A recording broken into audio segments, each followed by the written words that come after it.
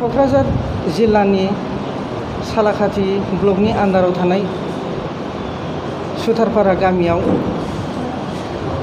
बेखौनो बियो गोदोना दानस'दों। गिरु बारु गिख्रांथाव घटना बियो। बिथाङा बिसि सानै दङमोननो। बिसि सानैनि बिथोराव सासे बिसिया गुटिनियालायाव थायो। बेनिफ्राय बियो बे फुराना गामिखौ नेनो थाखाय बिसि गदायखौ बेहाय दोनफैनाय जादोंमोन। दा बेबायदिनो बिसि गदायनि सायाव अयथासार सोलिबाय थानानै बिसिखौ माने दायना बायदि होननानै बिदिनो गाज्रि गाज्रि अयथासार खालामबाय थानानै थांनाय 27 तारिख हरनि 8टा 9टासोआव बियो गुन्दा लानानै फैनानै बिसिखौ दानस'नानै खर'खौ बहाबा दोनखोमाहैयो। बे न'आव रावबो थाया, बिसि हारसिङै थायोमोन। बिसि हारसिङै थानानै ओमफ्राय बे बाहेरानि मानसिफ्रा बे लामा खाथियावनो नङा, थांनानै बिनि दरामानो लांदां साननानै नायखंख्रिहैबा बे खामसालियाव बिनि गोथैखौ नुनानै बे मानसिया हख्रावबाय आरो खाथिनि मानसिफोरखौ बे गाबज्रिहरबाय। गाबज्रिहरनानै उनावहाय लोगो लोगो पुलिसनो खिथाहरबाय आरो फिसायनोबो खिथाबाय। फिसाया लोगो लोगो फैनायनि एसे उनावनो पुलिसफ्रा फैबाय। फैनानै बियो गाफ्ला फैदोंमोन जाहैदों। बेनिफ्राय गावबुराफोर गामिनि मानसिफ्राबो थांबाय, थांनानै सोंबाय बे मारै जाथावगौ घटनाया। पुलिसफ्रा स्टेटमेन्ट लानायाव गामिनि मानसिफ्रा आरो गावबुरामोनहा फिसायानो सिगांनिफ्रायनो बेखौ अयथासार खालामनायखौ मिथिनो मोननानै फिसायखौनो दुसि होननानै खिथानायाव फिसायखौ खानानै लांबाय आरो बेयावनो बे गथै खोथाखौ सिखार जानांबाय जे बिसि गिबिया 10,000 करि थाखा होनानै बे मानसि बिसिखौ बुथारहोदों, गोदोना दानस'दों थारमानि। ओमफ्राय सासे लेंग्रा फैफादों। बे लेंग्राया मानसि नाहरग्रामोननो, बेहा 5,000 मोनदों। बेबायदि जाथाय जादों आरो अयथासार बेबायदि जाथाय जाबोबाय थाबाय। सब जायगायावनो जोंनि क'क्राझाराव बारा जायाखैमोन बेबायदि घटना, बिसिनि खर' दानस'लायनायसिम। दा बेयो जोंनियावबो खाथियाव नुजाफैनाय हिसाबै जोंनि बर' हारिनियावबो जाफैबाय। बेखायनो जोङो बे बिसि दानस'नाय फिसायखौबो आरो बेजों लोगोसे गुन्दाफोरखौ थारमाने ओरैबायदि फासि होनांगौ, बेखौ माने सारा कारादन्द माने बेखौ जेल होनांगौ माखासेखौ, आरो फिसायखौथ' फासि होथारनांगौ होननानै जोंनि तरफनिफ्राय बेखौ दाबि दैखाङो। प्रसासननि सायाव बेखौ गोख्रों बेबस्था लानांगौ होननानै बेखौनो खावलायबाय प्रसासननिसिम। दिनैनि प्रेस मिटआ बेखौ लानानैनो खालामनाय जादोंमोन। दा बेखिनिखौनो रायजो राजा आइ आफाद जाहाथे जोंनि बिदा फंबायफ्रा गावनि बिसि आरो आइजो माहारिनि सायाव जाहाथे उनबाराव बेबायदि माने गाज्रि बेबहार खालामा। माने बेनिफ्राय बुंनो थांबा देरसिन घटना गैया जे गावनि बिसिखौनो दानस'नो हानायनिफ्राय देरसिन माने बेखौ मा होनो दुस्तान्त माने दुष्कृतिकारिखौ जों नुनो थाङाखै। आरो बेनिफ्राय गाज्रिसिन बेबस्थाखौ बिसिखौ बुथारनो हानाया आरो मा खोथा दंबायो बेखिनिखौनो जोङो भाषा गैया आरोखि। दा बेखौ फासि होथारनांगौ, प्रसासना दायथ' लानांगौ। गाव सुथारपारा मनसरगाव बेहाय जे मुगै सुगै जाथाय जालांबाय, बेयो माने मानसि समाजाव सयज' खालामथावै। दिनै बाहाय बिमला बसुमतारी बे हिन्जाव गथाय, फिसाया थायो सान्तिपुरावथ' नङा, बे सान्तिपुर बाहाय थायो। दा बियो मानि थाखाय ओइदिनखालि हिन्जावखौ गावनि बिसिखौ माखासे मानसिफोर लाबोनानै जौ बेदर जाहोयै लोंहोयै बेखौ एकदम गोदोनाखौनो दानस'बाय।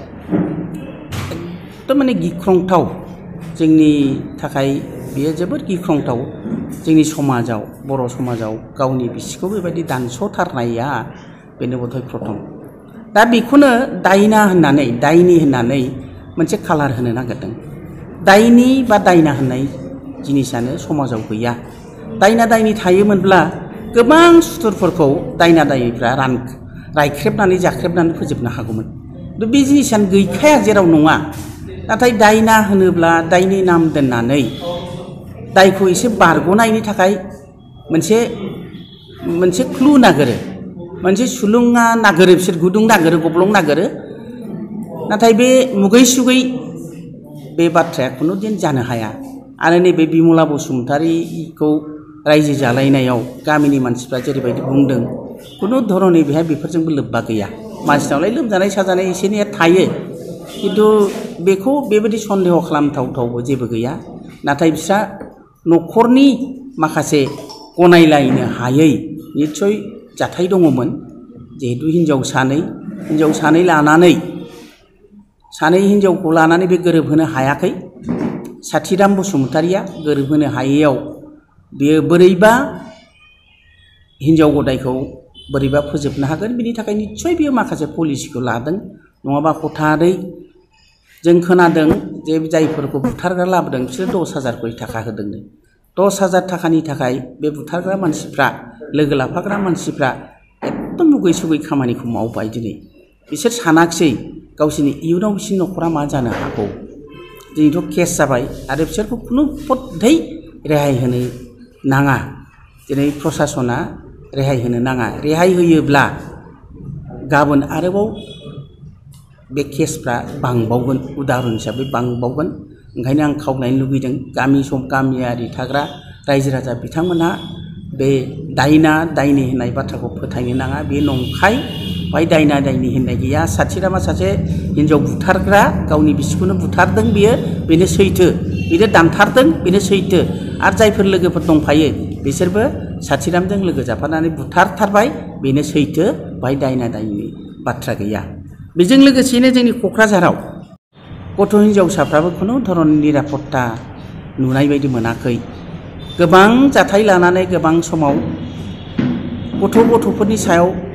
जोबोद माने अन्याय भाबै जिनाहारि खालामबोनाय जादों बेवहाय खुनु जाथिनि बाथ्रा गैया आं CWC क'क्राझारनि चेयारपारसन हिसाबै जोंनि अफिसाव गोबां केस फैयो बिनि मादाव एप्रिल दाननि 3 तारिखआव सासे 17 बोसोरिया गथ'सा जिहेतु बे 18 बोसोर जायाखै बेखौ जों माइनर सिख्लासाखौनो होननानै बुंगोन बेखौबो रेप खालामबाय बे जाबाय नायगावनि जाथाय दा बेखौ पक्स' आयेनाव CWCआ खोख्लैनानै दङ नाथाय बिनि फिथाइया दिनै प्रसासननि तरफनिफ्राय जोबोद लोरबां जानानै दङ बिनि उनावहाय हेखायपारानि बेथ' सानै हौवाया न' सिङाव दर फांथेनानै खुगा खाथेनानै सानैबो बेखौ रेप खालामदों गणधर्षणखौनो बुंनांगोन गें रेप बाहायबो जानानै थांदों बेनिफ्राय 4 बोसोरनि सासे गथ' अन्थाव बाथाव गथ' जाय गथ'खौ जों बामनानैसो थाबायो बे गथ'खौ माने 46 बोसोरनि 46 इयार्स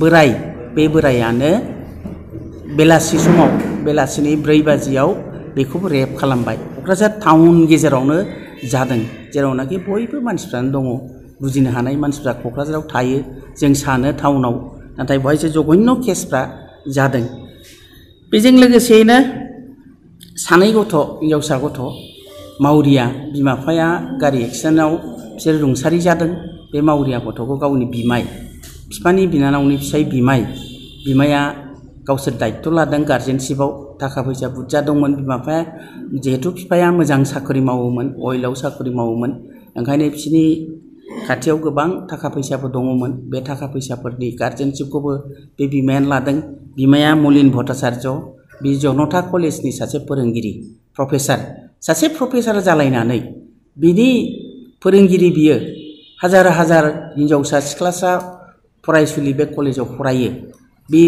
बेबायदि फोरोंगिरिनि खाथियाव सोर फरायसुलिखौ फोरोंनो हागोन बे बिमाय मलिन भट्टाचार्यआ गथ'फोरखौ बुयो दोखो बुनानै गेदेरसा गथ'आ देग्लायसो मेट्रिक होदों बे गेदेरसा हिनजावसा गथ'खौ खेबथाम बे हराव रेप खालामनो थाखाय सेस्था खालामदोंमोन बेखौ जोंनि स्टेटमेन्टनिफ्राय गदों दिनै बेखौबो प्रसासना दासिमबो हमाखै ओंखायनो दिनै आङो दिनैनि प्रेस मिटनि गेजेरजों मलिन भट्टाचार्यआ गोख्रैनो खाजानांगौ बेखौबो दाबो दैखाङो आरो उचित सास्ति मोननांगौ आरो बे गथ' सानैया मावरिया गथ' सानैया माने मोजां बिसार मोननांगौ 4 बोसोरनि जिनाहारि जानाय गथ'आबो मोजां बिसार मोननांगौ बिनि सायाव जे रेप जादों बिनि सायावबो मोजां बिसारखौ मोननांगौ दिनै जोंनि हिनजावसाफ्रा गावनि सिख्ला गावनि जायगायावनो बेरायनो जायगा गैलिया थांब्लाबो लामा सामायाव आवग्रिनानै बे हिनजावसाफोरनि सायाव गाज्रि बेबहार खालामो। थांनाय माने 14 जुन खालि 14 जुन बावखुंग्रिथिं बेरायनो थांनायाव हरिनागुरिनि दखान सेरावनो गारिखौ लाखिनानै 15-20 जनसो सेंग्राफ्रा जौ लोंनानै बे सिख्लाखौ बुदों। सेंग्रा सासे दंमोन, बेखौ बुदों। ओरैबायदि दोखो दोखो बुदों, बिनि गाननाय जोमनायखौ बिसिनो नागिरदों, गाज्रि जायगायाव बुदों जे मोदोमानाखि हिनजावफोरनि एकदम बेक्तिगत गावनि बे जायगाफ्राव गाज्रि रोखोमै बुदों। दा दिनै बिसोरो जुदि बेबायदिया सास्ति मोनाब्ला बिसोर बिदिनो गिदिंबाय थागोन आरो एरबावगोन, एरगासिनो दङ। ओंखायनो दिनै जोंहा बिटिसिआव गभर्नमेन्ट गैया दिनै।